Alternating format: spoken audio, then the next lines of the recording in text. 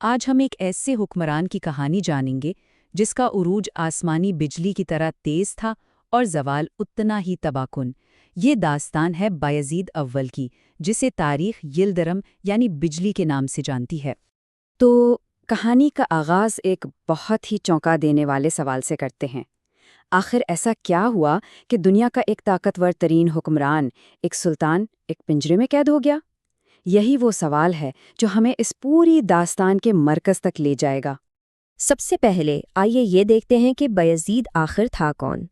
اپنے عروج کے دور میں وہ ایک ایسا حکمران تھا جس کی رفتار اور عزائم نے اسے ایک افسانوی شخصیت بنا دیا تھا۔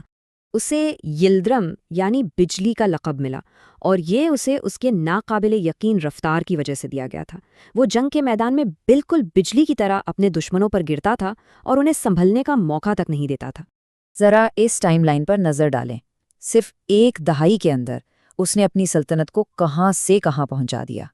جنگ کوسوو کے بعد تخت پر بیٹھنے سے لے کر اناتولیا کو متحد کرنے اور پھر یورپ کی ایک بڑی صلیبی فوج کو شکست دینے تک۔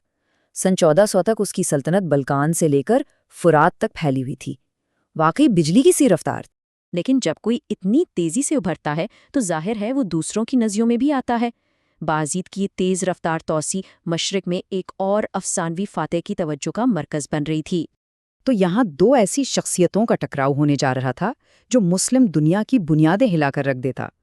ایک طرف بایزید، جسے بجلی کہتے تھے، جوش سے بھرا ہوا اور شاید تھوڑا جلد باز بھی، اور دوسری طرف تھا تیمور، ایک انتہائی شاطر، بے رحم اور منجا ہوا منصوبہ ساز۔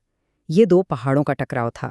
ان دونوں کے بیچ جو کشیدگی تھی وہ صرف میدان جنگ تک نہیں تھی، بلکہ وہ ایک دوسرے کو توہین آمیز خط بھی لکھتے تھے۔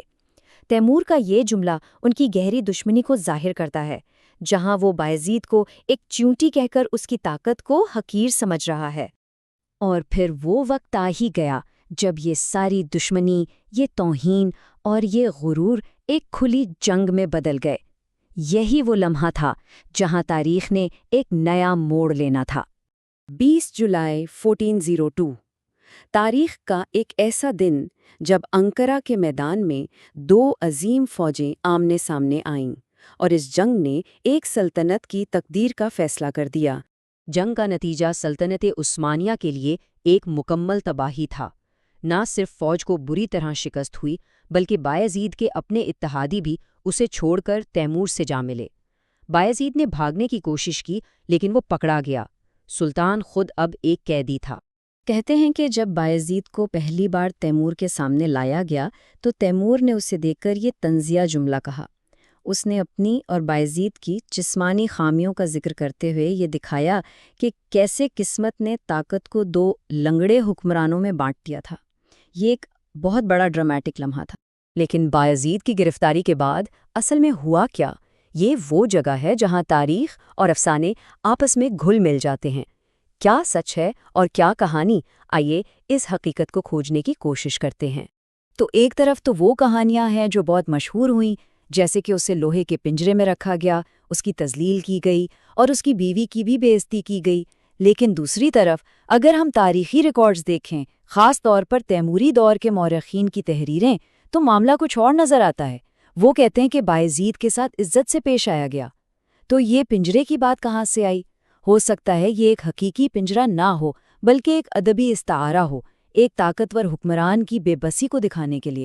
تو سوال یہ ہے کہ اگر یہ سب سچ نہیں تھا تو پنجرے اور ذلت کی یہ کہانی اتنی مشہور کیوں ہوئی؟